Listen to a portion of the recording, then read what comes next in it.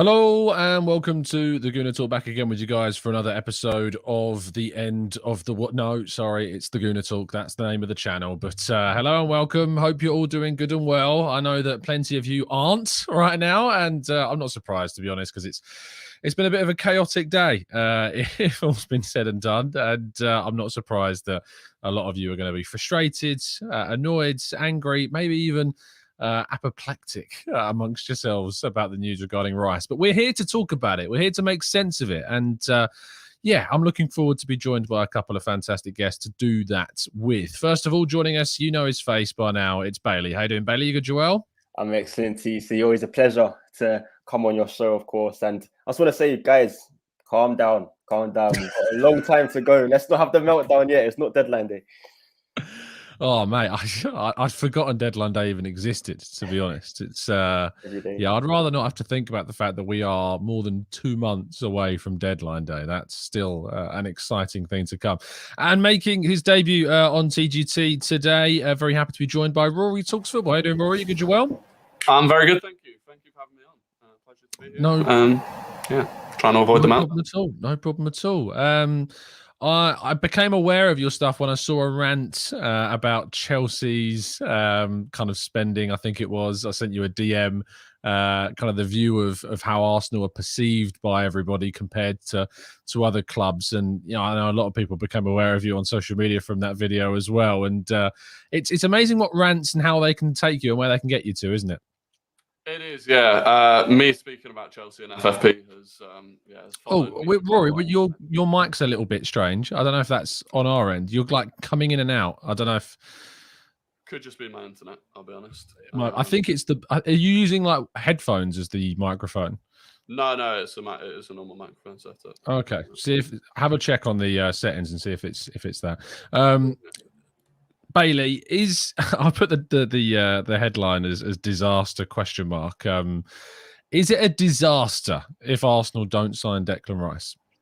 I think disaster is a very, very strong word because Declan Rice isn't the be all and end all. But let's not get it twisted. Losing out on Declan Rice it's a major issue. It's a very, very, very huge disappointment. Not disaster because there's always replacements there, but it is a major disappointment considering how public we've gone with this deal and how much and we've always seen as the front runners, and to lose out on Declan Rice would be not just an embarrassment, but it would also be it will kill us as well. For if you want to challenge Manchester City next season, already you'll feel like they've got one up on us, especially if Rice does go to Manchester City, not just on the pitch but off the pitch. They've got the win already. They've already got the one up on us, so it would be a major disappointment. But a disaster, I think that's too far.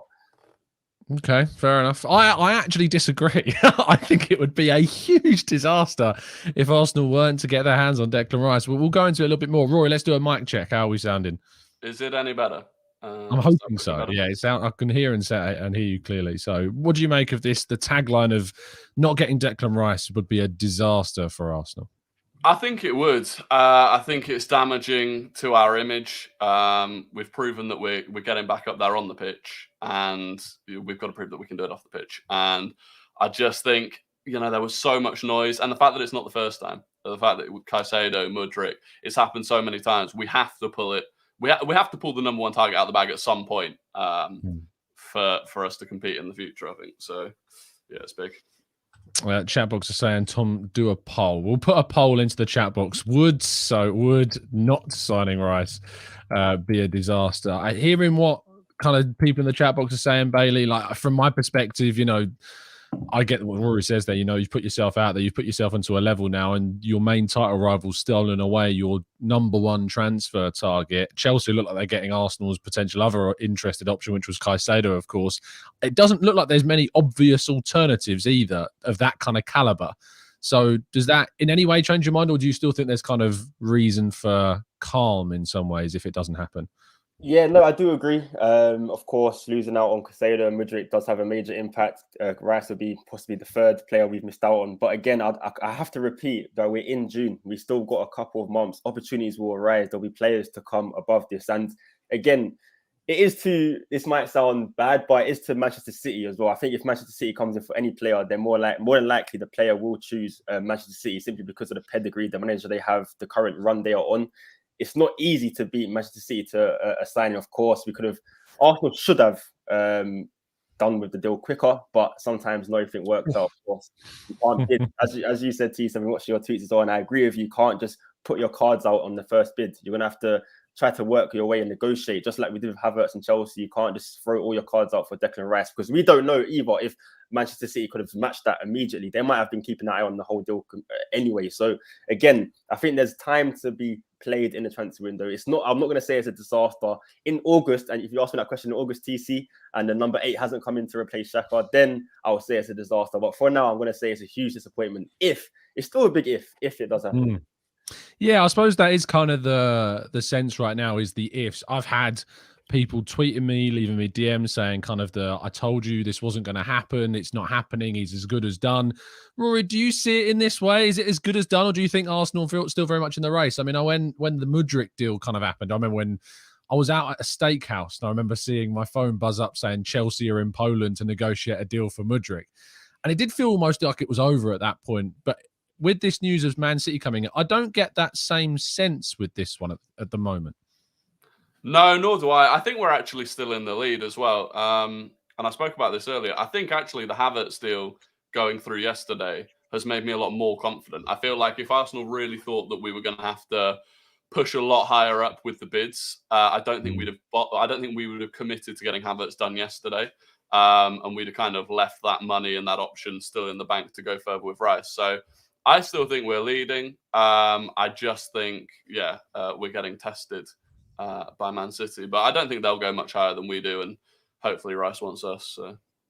Yeah, there's suggestions that Man City's bid, according to Dimarzio, will be that 90 million actually that Arsenal have offered. The difference being is that, you know, their installments will be, I think, in 2 halves, and actually the add-on side of things when you're Man City is a lot more achievable from that perspective. You know, Arsenal can't just simply go in and say, "Oh, we'll match whatever they agree," because if their add-ons are winning the league or winning the Champions League, West Ham are going to be like, right, well, this is Man City. You know, we can kind of accept that is a realistic target for them. But for Arsenal, there's still a lot of question marks in that regard. So Arsenal, I think, would need to come down on the add-on side of things.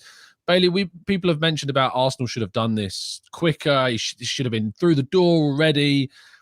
Could Arsenal have done, or should Arsenal have done anything different? And if so, what would that have looked like? Honestly, I think it's the publicity of the deal. I honestly think we could have maybe kept it better under wraps. I think everything's been publicized with this deal. I think it's been the first bid, the second bid. If we could have kept it more private and negotiated more quietly, then I think there would have been less outrage from the fan base. I think some bids do go unnoticed. I think, if I'm not to be mistaken, but Casado, we made 3 bids. I don't think we heard about those 3 bids until later on. I know we heard about the first one, but the other 3 we didn't hear about. But I think when the second one came out and we saw the figures of it, that's when the fan base just absolutely lost everything. The first bid was going to be rejected, but I think if it was done in more of a quiet manner, I think things would have been okay. But the fact that everything's now been publicized, I think the third bid has to be the winner for Arsenal. I know we are going to do the third bid. Hopefully Manchester City doesn't match it, but the third bid has to be the winner. If there's not a third bid, if there is a third bid and it's still not good enough, then yeah, I do worry for the fan base and their reactions, to be honest. Rory, do you agree? Do you think that Arsenal should have been doing this quieter than it's been played out? If it was possible, I think we would have done it more quietly. I think we've seen from Arteta with other deals that they get done very quickly and out of nowhere.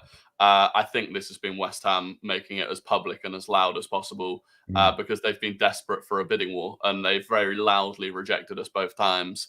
I think inviting Man City into it. So I don't think there's much more we could have done on that front. And short of massively overbidding and giving a West Ham a bid that they just couldn't turn down, I don't think we could ever have avoided this kind of inevitable battle with West Ham. So I certainly don't blame the club for that one. Yeah, do you hear that kind of side, Bailey? I think that it's a fair thing to say, you know, if it was down to Arsenal, this would all be very quiet. And we've seen that, you know, I think the Havertz thing was kind of arose and then was closed within about a week from the sounds of things. The Uri and Timber thing was kept relatively quiet until that first bid went in as well. And that was a bit of a shock to everybody, but that's still ongoing. It seems like West Ham are the orchestrators of the publicity around this deal. I personally don't see what Arsenal could have really done other than, I don't know, being like, you know, we'll pay this amount as long as you keep this quiet, something which I don't think is realistic. Yeah, just some hush money maybe below the table. We'll give you this extra if you keep it under wraps. Yeah, no, Rory's completely right. I think it's a dream scenario for West Ham. I think this is what they wanted. I think they knew, Rice knew, he admitted he was leaving after they beat Fiorentina, of course, after the Conference League. I don't think it's ever a good thing when you confirm that a player's leaving. I know the owner as well said he was leaving. So it's only right West Ham do create a transfer battle for him just to get as much money as possible. So yeah, it does make sense that they would also publicise a deal. But I agree with you, TC. There was nothing really Arsenal could have done. That's why they mentioned this. Hopefully the deal was more private. But of course, sometimes it's out of your hands. So yes, it's a win-win for West Ham at the moment for sure.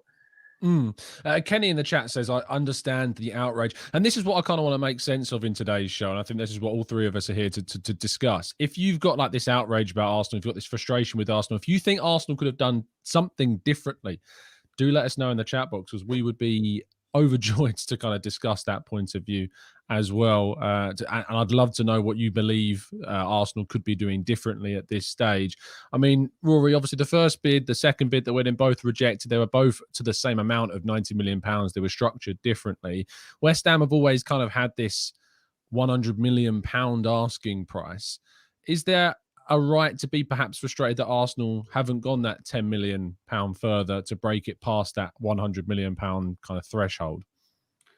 Yeah, definitely. I think, they're well within their rights to set the price tag where they want it. And I think actually at one point it was 120. So now it's come down to 100, which in part is due to us starting as low as we did. So it's definitely helped.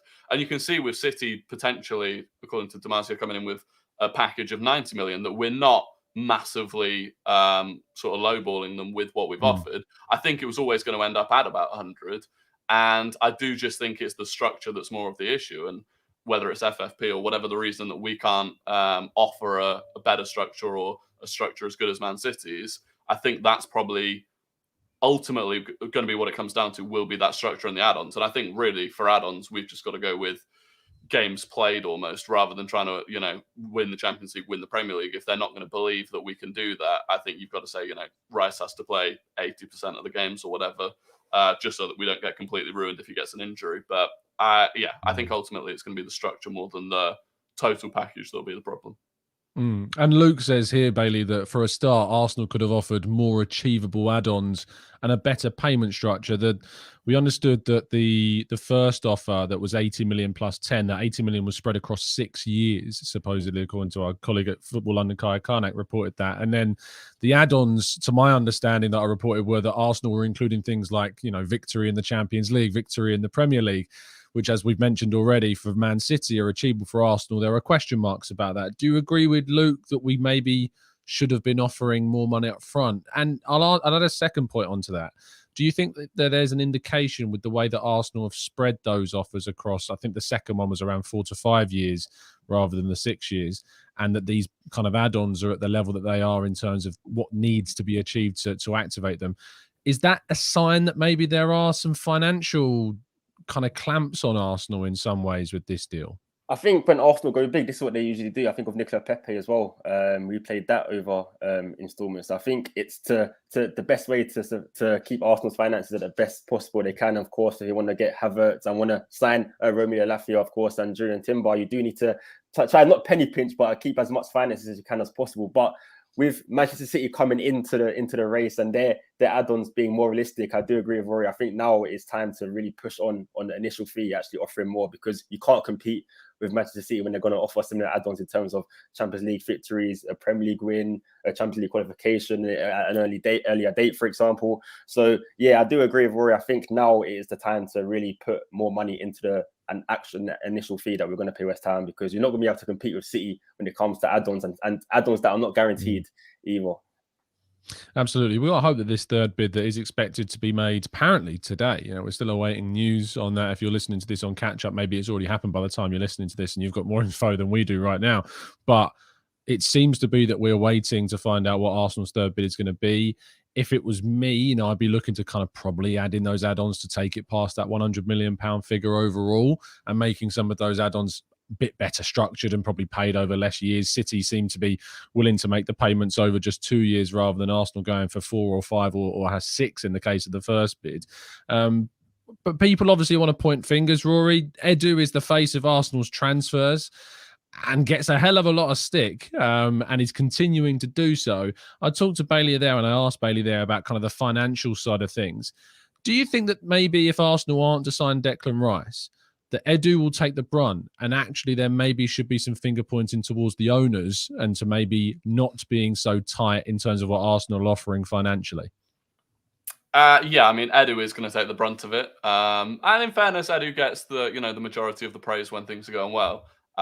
So that's just part of the game. But I mean, it's difficult where to point fingers. If Man City is Chelsea and Man City are the only two clubs I feel like if you lose out to them because they've just completely gazumped you, you want to point the finger somewhere, but you almost just can't. And I feel like financially, to be fair, since the Cronkies took fully over the club, they have backed us pretty well. And I think the issues are more to do with the fact that, for the last 6 or 7 years, we've really not generated much money at all. And particularly over the last 3 or 4, we've spent a lot of money. So I think, I don't know what the accounts look like, but I do worry that it is more just that we're completely tied up with FFP. And in that case, you can point the fingers back at deals like Pepe that I think we're still paying off. But those people aren't even at the club anymore. So it's a difficult one. You want to point fingers somewhere. But I don't think there's anyone necessarily that really deserves to take the full brunt of it. I mean, Bailey, I'll ask you this on this as well. I mean, I need to follow the same people that Rory is to see the praise that Edu gets, because I never see the praise that Edu gets. I feel like he gets a really tough ride of things. I feel like, in terms of like a balance of praise and criticism, it leans so much more heavily into the criticism side of things regarding Edu. I think Arteta gets so much praise, and rightly so. But for transfers, it seems like Edu's still trying to prove himself very much. And this Rice deal as well was meant to be kind of the cornerstone of really turning the corner on the reputation of Edu. But what do you make of kind of where the blame lies if Arsenal are unable to get hold of Declan Rice this summer?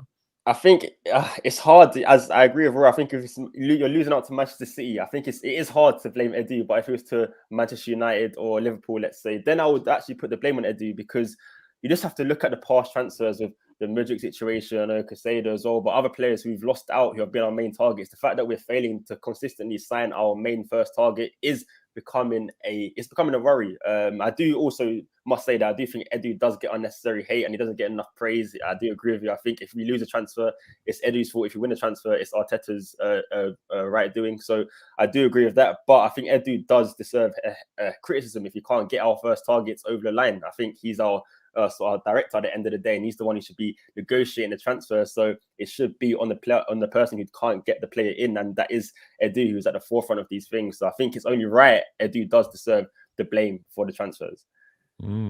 There's over 1,000 of you watching in the chat box. Please make sure you do drop a like on the video and subscribe to the channel if you're new around here. Make sure also you check out the boys' channels as well. Bailey, what have you got going on at the moment? We're going to carry on talking, but I just want to give you yourselves a shout out. So tell me what you got going on and where. Of course. If you want to hear more of me, guys, you can see me on Your Boys, as you can see, at YBOFCL, Your Boys Official. We are on YouTube, TikTok, and Instagram. And yeah, all football content throughout the summer, giving you behind the scenes on Euro Under-21 content as well. Of course, England they've kicked off, actually, funnily enough. So watch out for that behind the scenes there, and more Premier League and transfer content your way as well. So if you want to see us, please tune in. And Rory, you've got your own channel as well. Tell the people about it. I don't know, I'm struggling my words so much today. It must be my brain's been fried with rice, clearly. Go on, Rory, tell us about it. Yeah, Rory Talks Football, TikTok, Twitter, YouTube. So YouTube's is fully just Arsenal content. TikTok's where I speak about other clubs and get a lot of abuse off other fan bases. But daily Arsenal uploads on the YouTube channel. No, what that's about, mate. I did a tweet yesterday. It was kind of, I don't know if you saw this, Bailey. It was like saying about how well we'd done to get 10 million off Havertz. And I caught hundreds of Chelsea fans with that tweet. Honestly, the amount of abuse was hilarious. They are a sensitive bunch, the Chelsea fans. Sensitive. So that's what I like doing. That's why I like poking my finger at them. They just react so funny. Indeed. Let's go to, I realised what I said there in terms of my brain is like fresh fried like rice. And everyone's now picking up on that. Fantastic. I could go with some fried rice right now. It's actually made me quite hungry. Boomer Gooner says, I would sacrifice multiple other targets to secure Rice. He's a true game changer. And at this stage, it's a bigger bottle job than the league if we miss out on him. It's facts. I mean, Rory, do you think if Arsenal end up going, like, say, over the £100 million figure, is that going to cost Arsenal maybe some other targets. We know of Timber, obviously Havertz looks to be, but we also, I think, need another midfielder. Partey could be moved on. I think there's an argument as well for another fullback potentially being looked at, especially if Kieran Tierney moves on. Do you feel as though there's anything tied to this Rice deal in regards to future transfers that might be giving Arsenal school for thought in being more measured in their bidding approach? Yeah, I definitely think, obviously, Havertz is done, and I think Timber will get done as well. I then think whoever we get after this will depend on how much we spend on Rice, if we get Rice. For me, I mean, I feel like Timber's probably going to be the only defensive signing anyway. But then it depends. I agree, we need another midfield signing, especially if Partey goes, and whether that's someone at Lavia's value or someone slightly higher up at the sort of Onana, Zubamendi, maybe even Caicedo level. I do think it will depend how much we spend on Rice, but realistically, it's going to be around the 100 mil, 110 mil mark for Rice. That has to be the priority. Like 100% have to get that done, regardless of what it affects after that, I think. Yeah, I do tend to agree. I mean, there's an argument, Bailey, if Partey leaves, we need to bring 3 central midfielders in. I mean, Havertz, I don't necessarily look at as one of those options. I know that he can play alongside Odegaard potentially, but if Partey and Xhaka go, that's 2 midfielders where they offer a lot, not only in the offensive third, but more so I feel in the defensive third and the middle third. And bringing in just Rice for me wouldn't be enough. Bringing in Rice and maybe Lavia, I don't think is enough either if we're going to strengthen for the Champions League. So if we are looking at maybe Rice and Lavia, I mean, who else is there that Arsenal could be looking to? That is my concern. Signing 3 midfielders is going to be very pricey and tough. I don't think we'll do it, even though I do agree with you. I think we do need it. I think there is one player in the not in the Championship, but we're at Everton right now.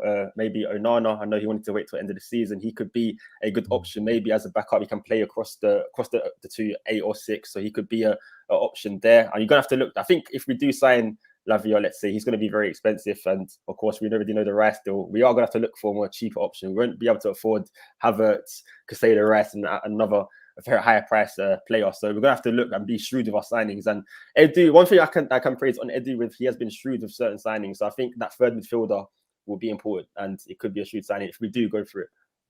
I mean, there's an argument, Rory, as well, that if Rice is to say be missed out upon, Caicedo's not been secured by Chelsea at this stage. As far as I'm aware, Arsenal's interest has not been fully withdrawn. They've just been very much kind of preoccupied with the Rice situation. And I think they're also monitoring what Chelsea end up agreeing with Brighton and seeing if that's something they can move on. Do you feel as though if Rice doesn't happen, that Caicedo thing may reinvigorate once again, and that might be the option we go for if Rice isn't gettable in the end? Yeah, I think the Caicedo thing's interesting. I think Brighton are waiting to see what happens with Rice, and I think they're probably hoping that we do miss out on Rice, and that opens up a bidding war for Caicedo. Because at the moment, from most reports, it sounds like they are just completely outpricing Arsenal and Chelsea and anyone else for Caicedo.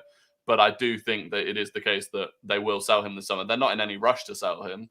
And yeah, I think they are probably hoping that we end up dropping out of Rice and turning our attention to Caicedo.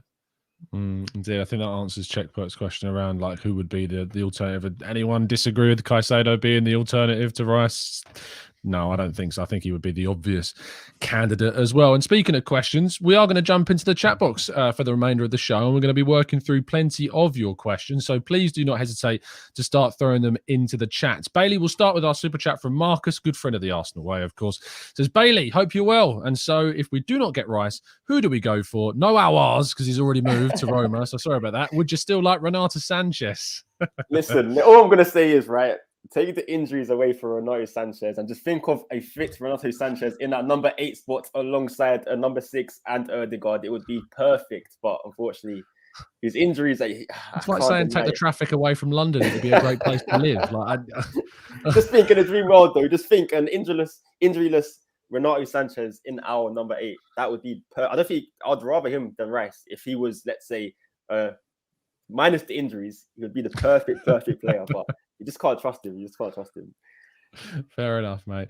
Owen says, Rory, do Arsenal put too much faith in our transfer targets' words? We've been burnt in the past trying to negotiate from a strong position, only for it to cost us in the end.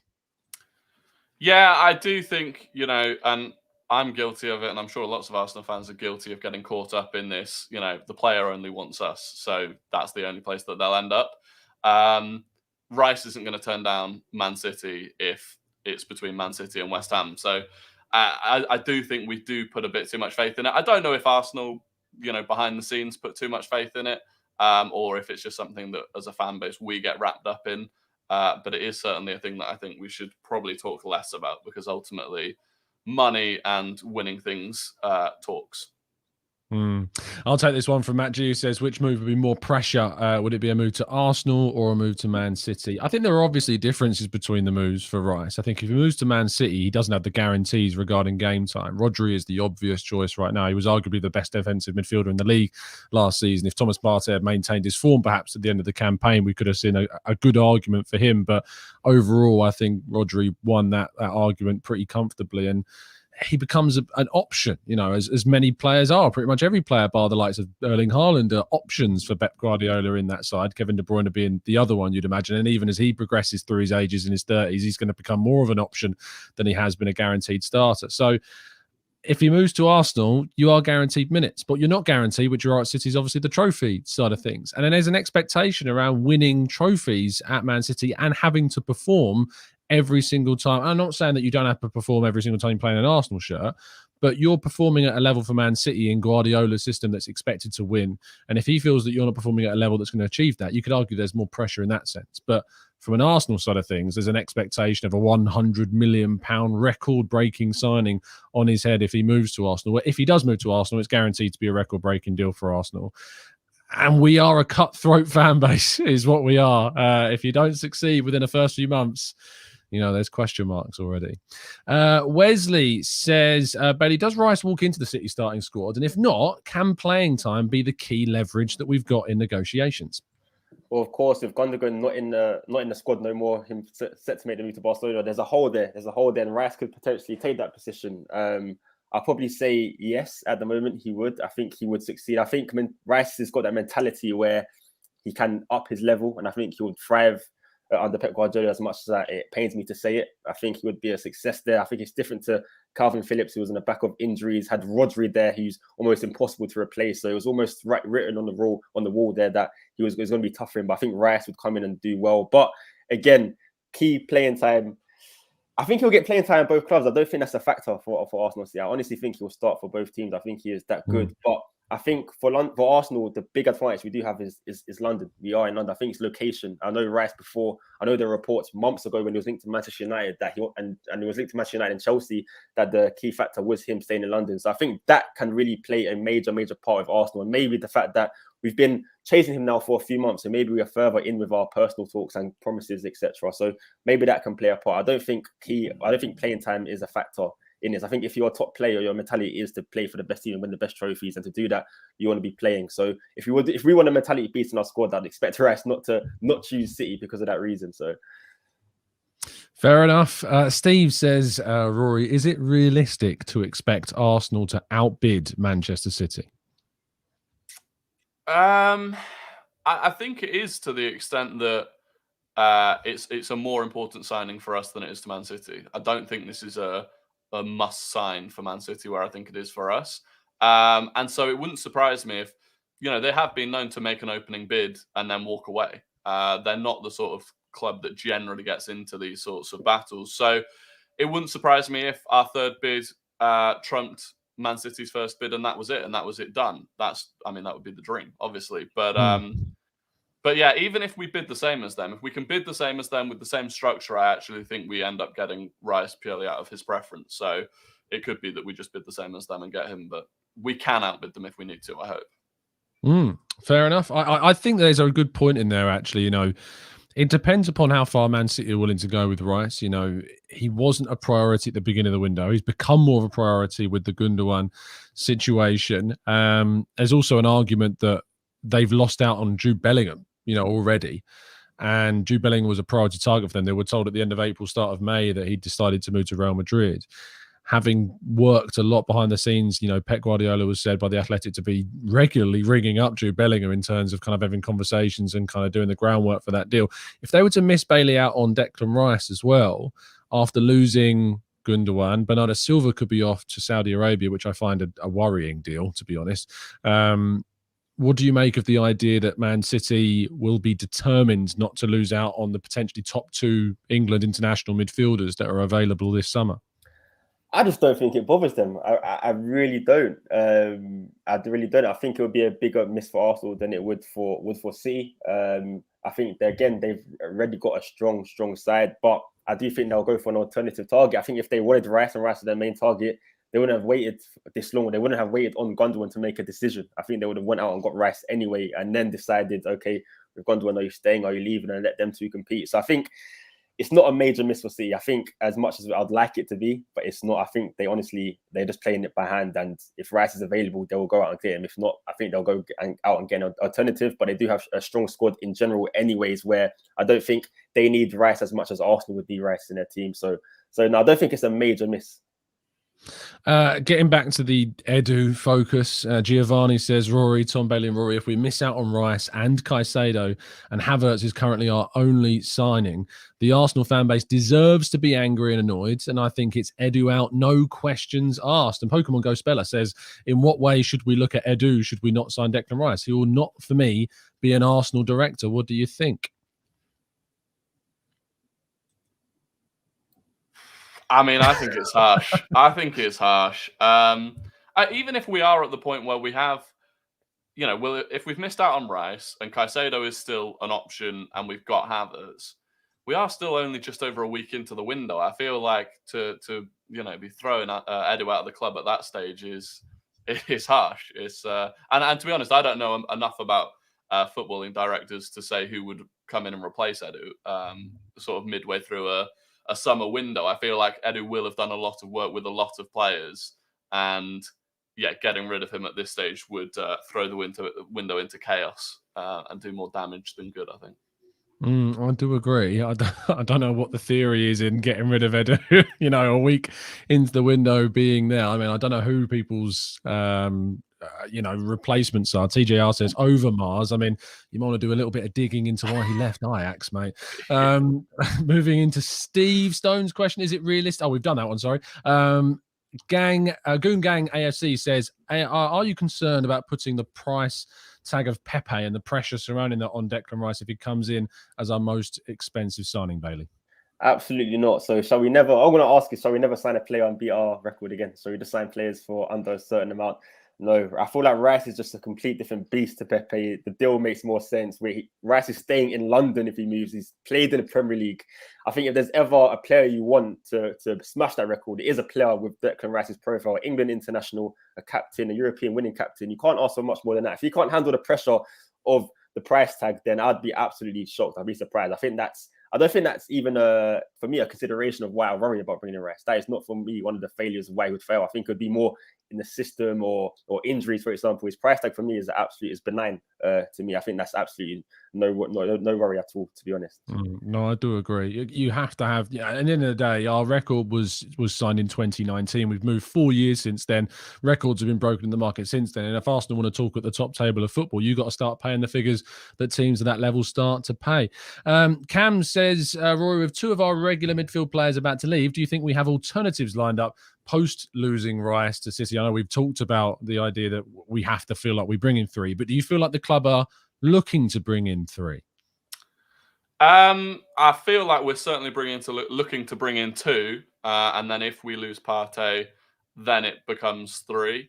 I think how much we get for Partey could factor into that. Obviously, we've seen he could go to Saudi Arabia potentially for 40 million euros, but then I heard today that Juventus are looking at 18 to 20 million euros, which would be, I mean, if we lost Partey for 20 million euros or less, that would be shambolic. That would almost be more criminal than missing out on Rice for me. I'd rather keep him for 2 years and lose him on a free at that point. So in terms of alternatives, I think we still end up going for one big player. If we lose out on Rice, that becomes Caicedo. And I think we go for one sort of probably younger, cheaper player that we could look to develop, whether that's Lavia or someone else, I don't know. But I think certainly 2. And then who knows, maybe Havertz does become the third option and say we keep Balogun or keep Nketiah, who we might otherwise sell if we bring in 3 other midfielders. No, well summed up. Wayne Sage, thank you for the super chat. This fan base is so incredibly reactive and irrational. They constantly throw, or rather show, a total lack of understanding of how business is conducted. We're 1 week in. I mean, Bailey, I'd say I don't think we should generalize the whole fan base. I think it's, certain members of the fan base might be a better, more accurate way of putting it. But I mean, I've seen, if I did Control F and put Edu out into the chat box today, I think I might be seeing a number of people putting that. Do people have a right to be this reactive? I was speaking to a good friend of mine earlier. I won't name him for his sake, but he said, my season ticket's gone up by hundreds of pounds this season. I've got a right to be annoyed if Arsenal don't spend the money in the window. Yeah, I'll never stop anyone projecting their voice or saying their opinions. I think your fans are right to be annoyed. You can be annoyed. Maybe you're taking it one step further too far by saying he should lose his job because we're still in the transfer window. At least let him survive until August before you do use those words. But let's not get it wrong. You are allowed to criticize Edu. You are allowed to criticize Edu. I think if Rice does not go over the line, then I do agree. Edu deserves heavy criticism. But at the same time, he's got 2 months to make up for it, make amends, and sign another player who will make us improve, like a Casado, for example. So, as I said, we are 1 week into the transfer window, guys. Please wait until August, and then this is when we start putting out the judgments on what Edu's situation is. Because I do agree. I think this window is a major window for Edu, because I think January, Trossard was an excellent alternative to Mudryk. But again, Mudryk was our main target. I think of the January before that, when we didn't sign a striker with Aubameyang, that still hurts me to this day. I just remember on the Arsenal ATC when we were fuming in that Newcastle in it. I just went back to the January transfer window, and I do blame Edu for that. So yes, this transfer window is crucial for Edu, but let him do it until August, until deadline day at least, please. Yeah, I mean, and if you can't wait until August, I'd at least say until the end of this Declan Rice saga at least has completed. Like, for those that are saying Edu out and we don't even know what's going to happen, you're going to look a bit silly if he ends up at Arsenal.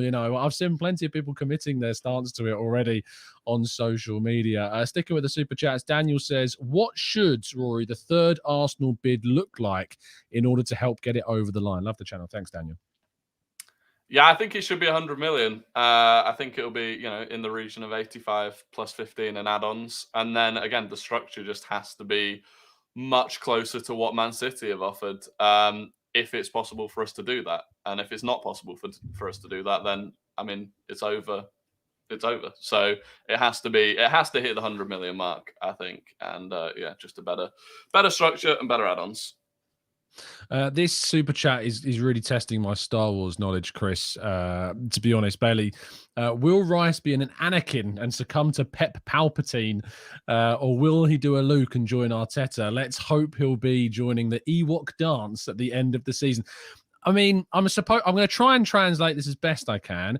Will Rice be turning to the dark side if he was to move to Man City? I mean, would Arsenal fans have a right to be annoyed, I suppose, is the better way of putting the question, which we appreciate, Chris. But would it be like, is that kind of the way, should we be annoyed at Rice if he ends up going to City? Is this to me? Yeah. I said I missed that.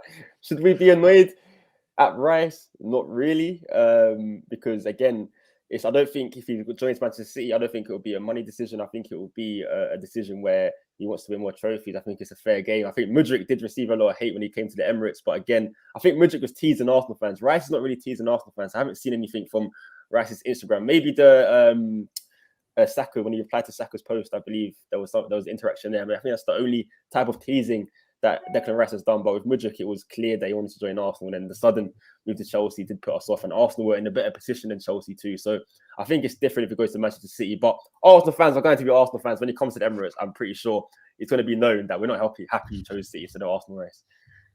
Yeah, I don't really get that. I didn't get why we booed Mudryk either. To be honest, I don't really know why we did boo Mudryk every time he got on the ball.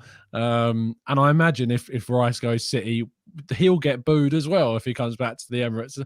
And I'd never got that. I get some of it. Like, I understand. I never can say I really join in with the booing, but I understand why some players, I can stand why Aubameyang, for instance, was booed when he arrived back at Arsenal with Chelsea. But I don't get the Mudryk, and I wouldn't get the the Declan Rice one either, to be honest. Matt G says, I've just paid for an Edu out banner to fly over the Emirates. Am I overreacting? Potentially, just a tad, Matt, just a tad. Wallace says, Rory, 100 million could get us 1 or 2 quality signings. Is it really that much of a disaster if we spend that money elsewhere? I think it's just the context of, people talk about the phases at Arsenal under Arteta, and then now we're supposedly heading into phase 4. And I think in phase 4 and phase 5, it comes down to fine margins. And Rice, the difference between Rice going to Arsenal and going to Man City, when they're the team we're competing with, that's not even a fine margin. That's a fat margin. And at that point, even if we do go and spend 100 million on a different player, Man City still have Declan Rice, who is our key target. And, I think if Arteta is certain that he fits in at Arsenal, then I'm sure Pep thinks that he'll fit in at City. So, yeah, ultimately, I do think it would be a disaster. I mean, if we're using the Disney analogies today, I hope our phase 4 and 5s are better than Marvel's phase 4 and 5s, because frankly, it's been hit and miss so far. It's been very hit and miss.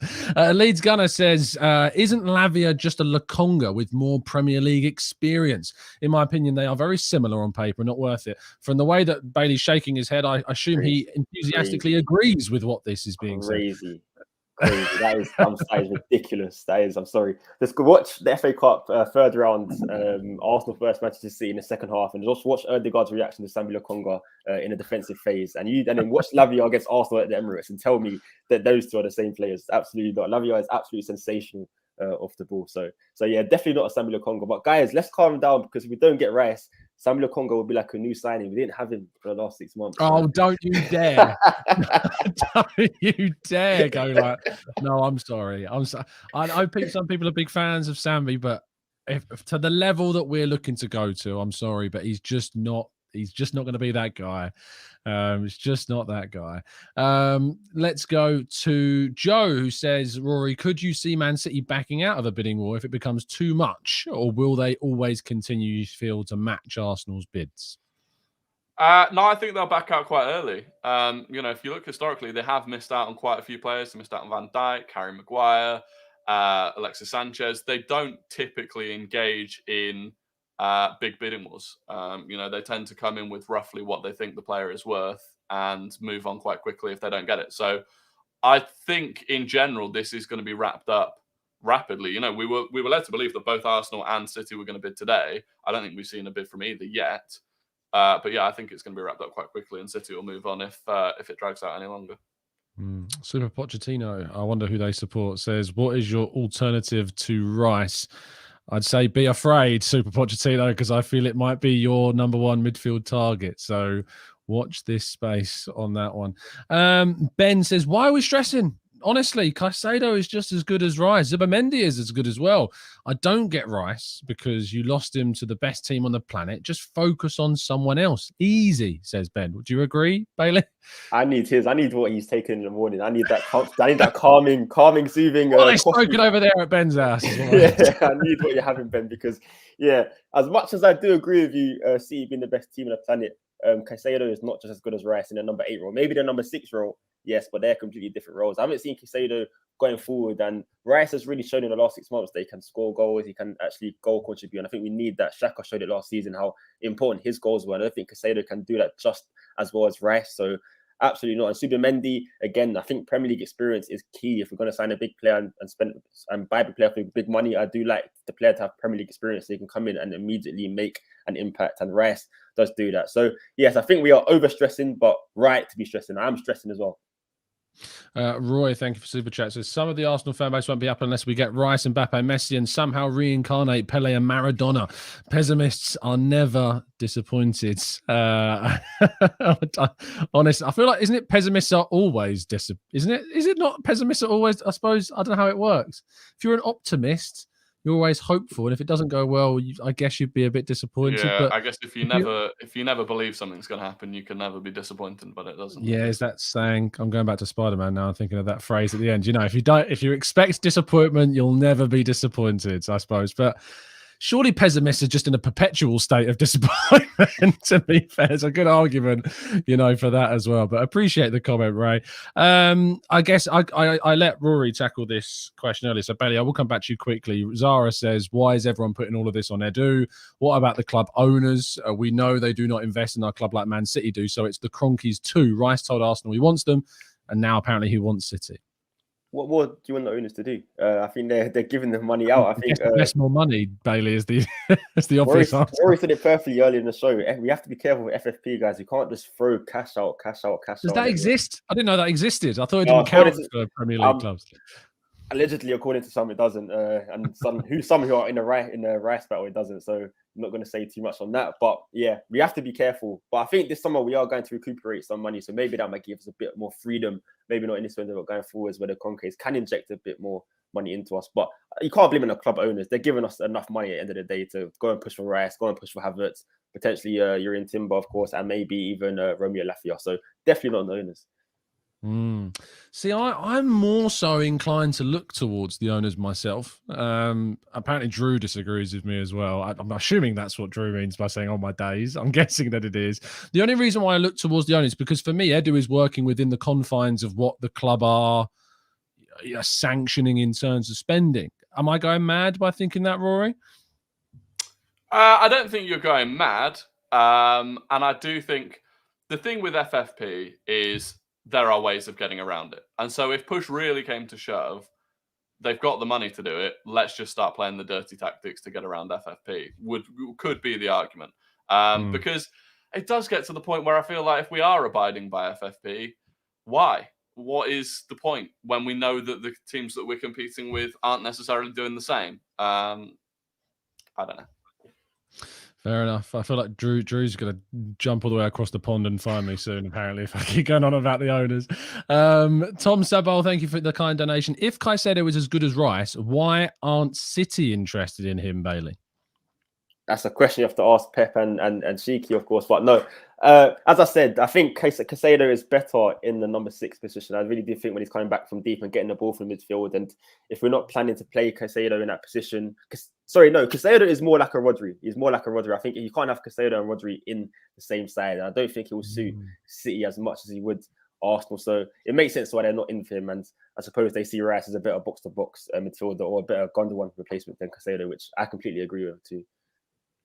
Well, Brad's asking the question about who does the negotiations. I mean, there's arguments as well that the names not being mentioned. Rory, Tim Lewis, who's deputy co-chairman. You've got Richard Garlick, who's head of football operations as well. Do they come into your mind when we're looking at kind of the reasons why maybe Arsenal aren't being successful in the market at times? Yeah, definitely. And I think in some ways, when it comes to the financial side, I think they're more involved than Edu is, which again is why it does sometimes feel harsh that the buck seems to stop with Edu and no further. So there are other people involved. But yeah, Edu seems to be the face. And for that, he will get the crucifixion if it goes wrong. Yeah, good word. In terms of this one from Dwayne says, for Bailey, would you bid 90 million and Nketiah for Declan Rice? 90 million? Is that in installments? Is that... I'm going to say it's in 2 payments, all guaranteed money. I don't know, because I'd probably value Nketiah around the 20-30 million pound mark. So maybe 80 million or 70 million plus Nketiah. I'd do the 90 million plus Nketiah. Get it done. You know me, I'm not Nketiah's like wildest fan in the world. I'm just thinking Nketiah still England international still has value to him. I think he has value. I think if we were to of course he does. Solo basis, he'd be worth 10 million when we can. But if you told me I could sacrifice his part in the squad and 90 million to get Rice done, I think I might do that. just to get it over the line. I see you nodding, Rory. You agree? Yeah, no. When you put it that way, I do agree. But I'm just thinking of Nketiah's value straight from a point value basis and saving money as well. Yeah, Nketiah definitely does have a value that's probably more than that. But if you were to say, right, it's 90 million Nketiah or he goes to City, then it's 90 million and Nketiah every day of the week. That's what I'm saying. Last thing I want to get your views on is not necessarily related to Rice. There's rumours at the moment that Juventus might be looking to buy Thomas Partey for 20 million euros. Bailey, what do you make of that as a potential sale? Is Edu that guy? Boomer Gooner says regarding that. I mean, that's, if I'm honest, a pitiful amount of money, to be fair. It is, and again, the way Juventus have offered it is in complete installments as well, apparently. So again, they're doing the same things after Rice, but with even less money. But again, you do have to take into consideration, Partey he's 30 now, so he has gone above that bracket, so he has lost a lot of value, of course. So maybe it's not the worst of deals if we are looking to offload him and looking to get him off our books as quickly as possible. I know he's on a high amount of money also, so that would be a major benefit for our wages. But again, if Partey goes, replacing him is an absolute necessity because we can't rely on Jorginho, who also looks like he could be leaving for the season. So again, we will need to recuperate that money, and 20 million is a bit low. 20 million euros as well, especially. So yeah, like no, 60 million quid. Yeah, that's not enough for Partey. Rory, thoughts? I'd rather lose him for free in 2025 than give him up for that sort of money, because you don't even come close to replacing him for that sort of money. And at the stage that we're in at the moment, I do still think we're in a building stage, and you have to either keep hold of players like that or get decent money for him. Surely he's just got to go to Saudi Arabia for closer to 40 million if that's in any way an option.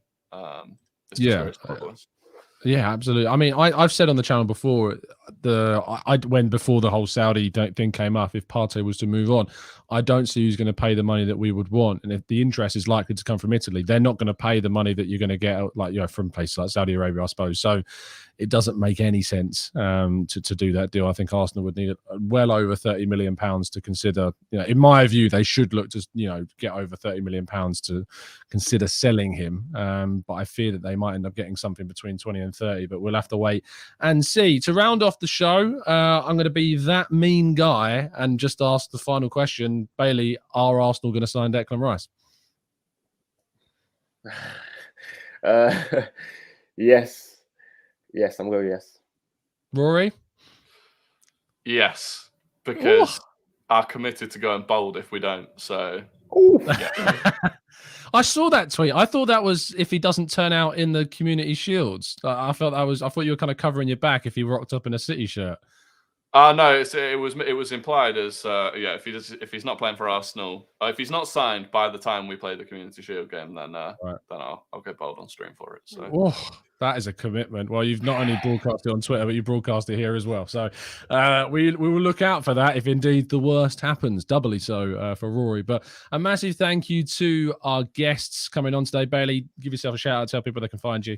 Of course, always a pleasure. You bringing me on TC. Thanks as always, and thank you guys for tuning in. As I said earlier on the show, if you want to find me, the ats are below my name. You can find me at YBOFCL if you want to see more football content from me, and if you want to see more personal content, and on my social media is BaileyQ_. So you can find me on there also. Indeed, absolutely. Rory, thank you for your time. Fantastic debut, my friend. Thank you for taking the time to jump on the channel. I hope you've enjoyed yourself. Tell people they can find you. Yeah, absolutely. Thank you for having me on. It's been a great time. Rory Talks Football, TikTok, Twitter, Instagram, YouTube, not to be confused with Rory Jennings. And that's it.